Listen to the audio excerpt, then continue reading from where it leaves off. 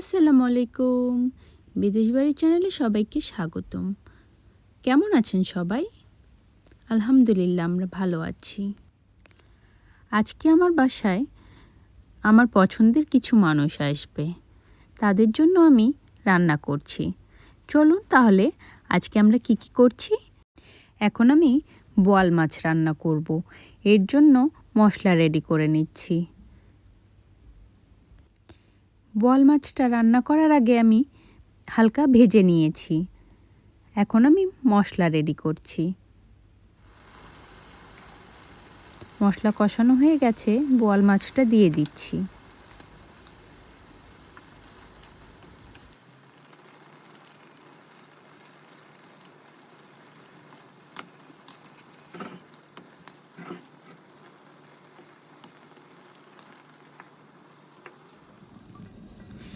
বোয়াল মাছ রান্না করছি,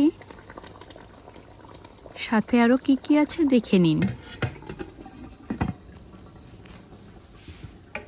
গরুর মাংস আমি কষিয়ে রেখেছি।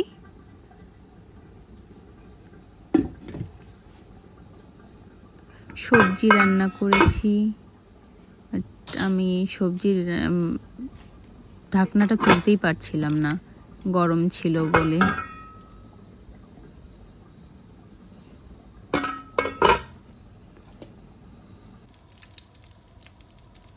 বোয়াল মাছটা আমার হয়ে গেছে। আমি চুলার আঁচ কমিয়ে দিয়ে রেখেছি। একটু পরে আমি এটা বন্ধ করে দেব।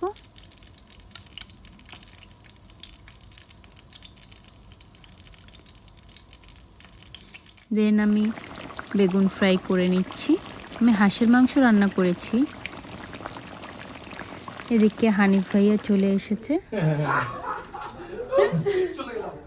না না, কেন যাবেন?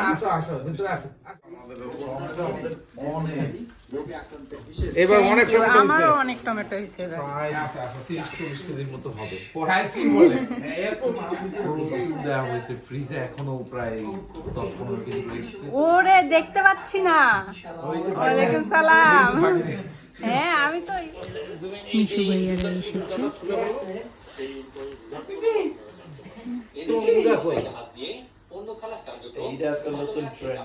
ওয়ালাইকুম আলহামদুলিল্লাহ। Thank you. এত কিছু কেন ভাবি? এটা জাস্ট একটু কাইন্ড। ওকে।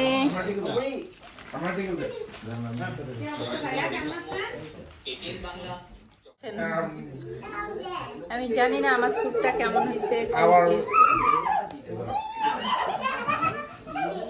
রাইস এখনো রান্না করিনি, আগে এটা খাও, আবার রাইস রান্না করতে হবে। লাইটগুলো বাড়া যাও না। ওই সাইডের লাইটটা।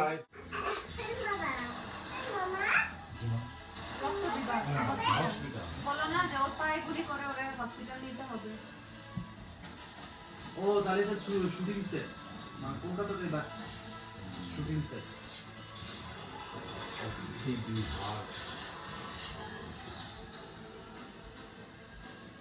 মুভির নায়কদের যে পিস্তলে গুলি কোনো জিনিস ছটা হয়ে গেছে কিন্তু 8টা 10টা গুলি 10টা বেড়ে গেছে।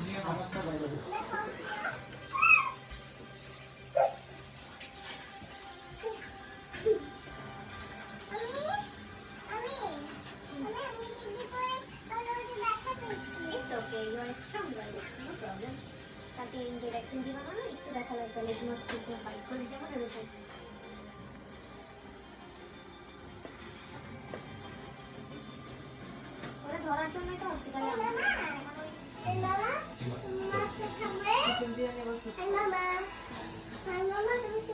পুরোটা ওয়ান থ্রোতে শুট করছে।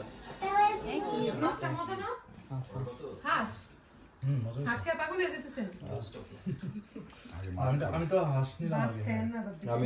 আমি আজকে না খেয়ে দেখেন। অল্প একটু নিব না, বাট আমি আমার হ্যাঁ নিব। হাঁস না খেলে আর কি খাবো? আমি হাঁস খাই না। হাঁস আমার বাবা খুব লাইক করে হাঁস। আমি হাঁস খাই না, কোনো পাখি খাই না।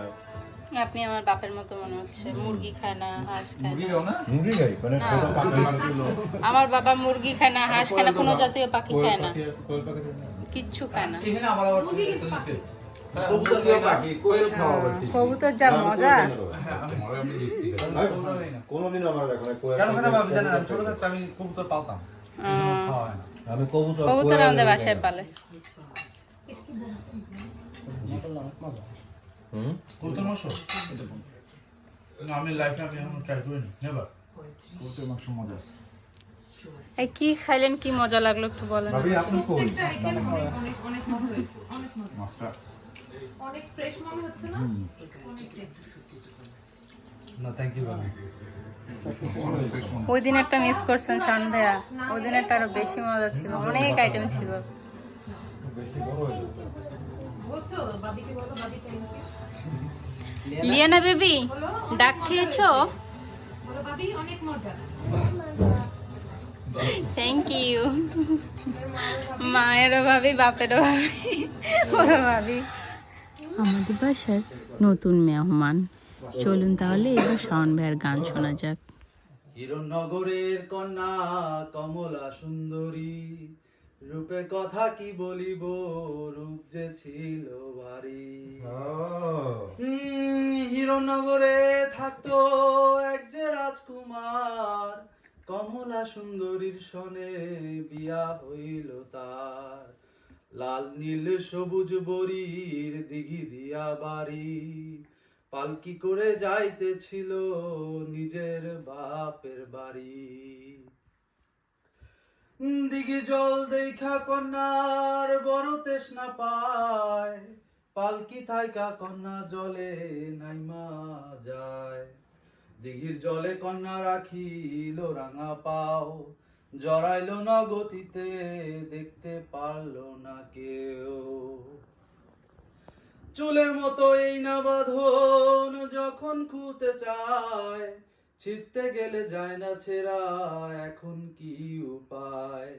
আওয়াজ করে কাটতে আসিল কামার কুমার কোরাল খুন্তা লইয়া, আরো জোরে। একে একে ফিরে গেল সবাই বিফল হইয়া। হায় হায়।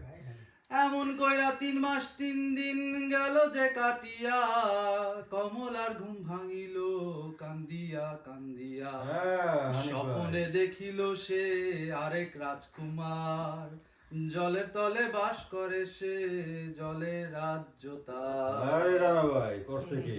কমলার আশিক হইয়া চুলে দিল টান, কমলাও পাগল হইয়া বিধির বিধান। আবার মা বাবা স্বামী কন্যা কান্দিয়া ভাসিল, কমলা ডুবিল জলে ফিরে না আসিল। চলো